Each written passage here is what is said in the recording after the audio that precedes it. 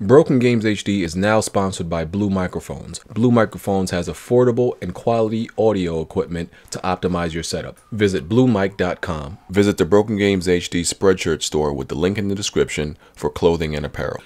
Alright, what's going on, everybody? So let's talk about what actually constitutes a game being deemed as a legitimate flop, a sales flop, right?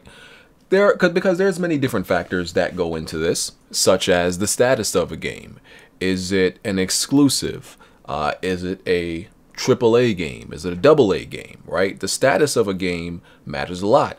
Is it a brand new IP? Because you can't necessarily expect a brand new IP or to do the same numbers as an established franchise. It can, but you wouldn't put its projected numbers to be higher than that established franchise, because that's already proven and people know what to expect. When it comes to new IPs, it's not proven, so people may be a little bit more skeptical about it and everything like that until it proves itself. So also some other factors is install base. Now, install base is a little bit tricky to calculate, because the fact of the matter is, even when you look at a console's install base, it's still hard to say how much, if we're talking about exclusives specifically right now. Even if you look at the install base, it's hard to say how much an exclusive should sell, because the fact of the matter is, mostly hardcore gamers care about exclusives. That doesn't mean that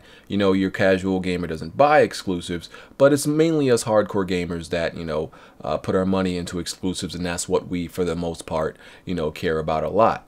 But the average person that has a PS4 or an Xbox One, they're casual gamers. They just buy it for multiplats and everything like that. Multiplats are like 90% of games that are released. Exclusives are just the minority. That's why you don't see, even though Xbox, what is it like at now, 20 million or something, and PS4 is at 35 million. I don't know. I just know it's around that ballpark. That's why you don't see Xbox One exclusives, for the most part, selling like 80% of their install base, like a game selling what, 16, 17 million copies, or on the PS4 you're probably not going to see a game selling like 25 million copies or anything like that. Because most of those people don't give a damn about exclusives. They don't know about exclusives.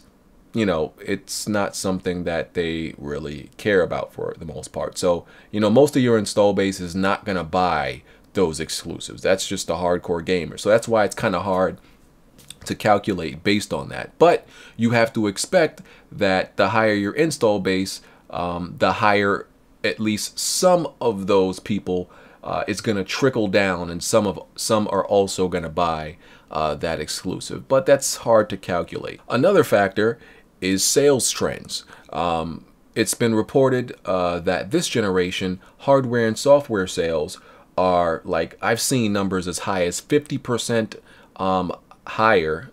Sales are 50% up compared to the PS3 and 360 last generation at this, at their respective times. So software and hardware is selling way more on the PS4 and the Xbox One than they were selling on the Xbox 360 and the PS3. So games that may have sold, let's say, 300,000 the first week last generation should be selling more this generation based on based on those numbers.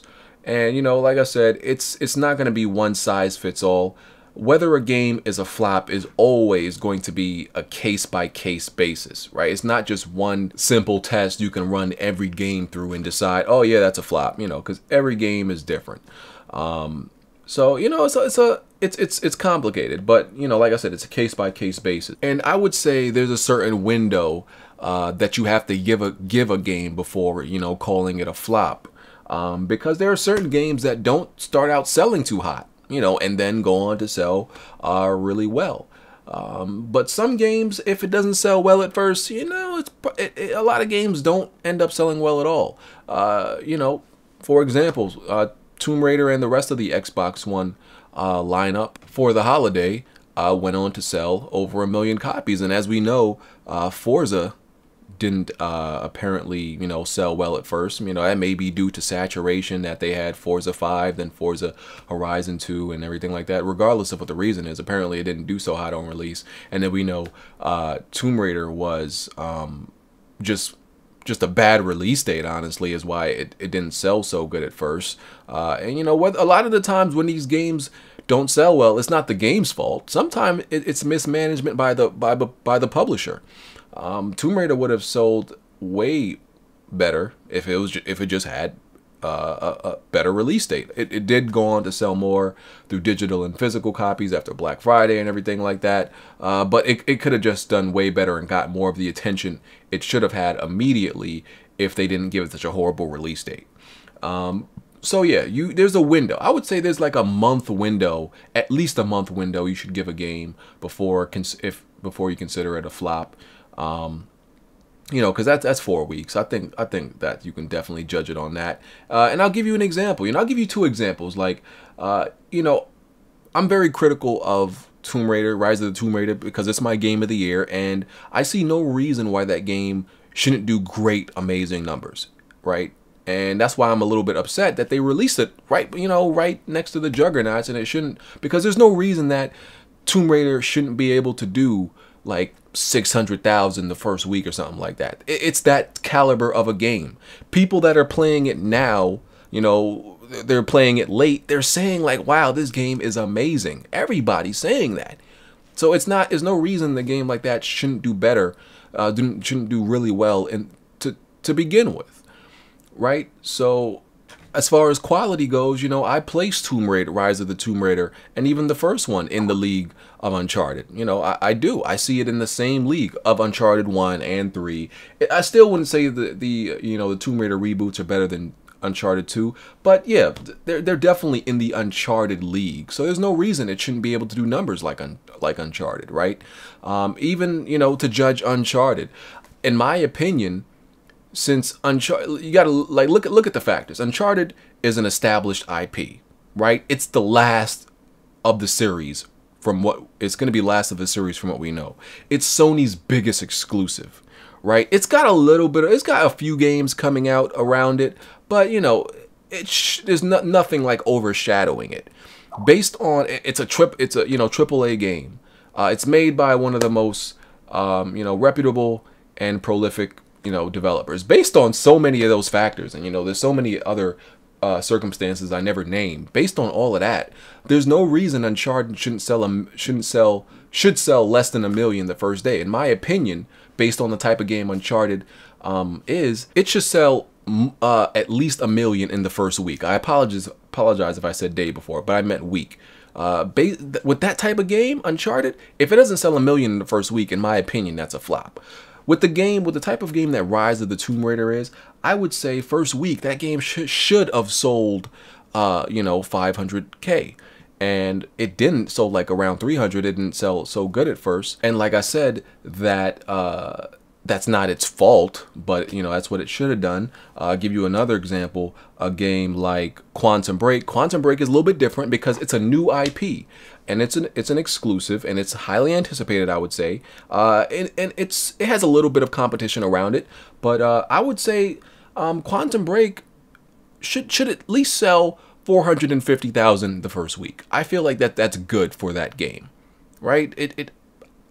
I don't see any reason it should have any trouble doing that. That's me being a little bit generous. I think it should definitely sell. It'll probably deserve like 500,000 the first week. It's a case-by-case basis thing. I just wanted to open up this discussion and this argument and everything like that, because a lot of games are called flop, and like I said, you got to kind of wait a few weeks to see how they performed. I would say, Tomb Raider definitely saved itself from being a flop. If the sales would have stayed at the momentum they were going at, then it definitely would have been a flop. But I think it saved itself from being a flop. And apparently, Forza did also. So but a game I would consider a sales flop, just to give you an example of what's a flop, is Bayonetta 2. I'm sorry, that game is an absolute sales flop. We're not talking about quality, We talk about quality a lot. I'm just talking about sales right now. Bayonetta 2 sold, I don't know how many months to finally sell 1 million. We never even got a confirmation that it sold 1 million. I believe it sold 1 million by now, but it took months. It took at least, I know for a fact, I stopped checking at like 6 months in, and at that point it didn't sell 1 million. By now I'm sure it sold 1 million, but 6 months in, a game like that on that caliber took that long to sell 1 million. It's a flop. And you can't say that, okay, if a game sells 1 million, it can't be a flop. That's like saying, well, if a rapper takes 10 years to sell 2 million copies, oh, the album didn't flop. Fam, you took 10 years. Like, there is, a certain amount. Time does matter. The time that you do something within does factor into it. So, just wanted to open up this discussion and, let y'all know what I think. Let me know what y'all think about this. I'm out of here. Peace.